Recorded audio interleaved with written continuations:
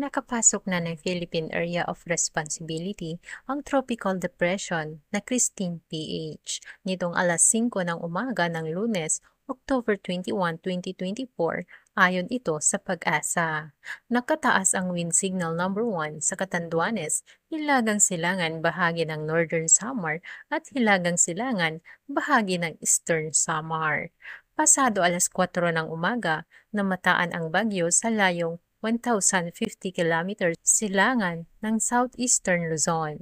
Patuloy na lalakas sa mga susunod na araw ang bagyo habang ito'y umuusad sa Philippine Sea at inaasa ang magiging typhoon bago ito maglandfall sa Hilagang Silangan, bahagi ng Cagayan sa Biyernes. Inaasahang magdadala ng pag-ulan ang naturang bagyo sa Quezon, Bicol at Eastern Visayas habang ang true nito ay maaaring magdulot ng sama ng panahon sa Metro Manila, natitirang bahagi ng Southern Luzon at Visayas, Sulu Archipelago, Zamboanga Peninsula, Northern Mindanao at Caraga.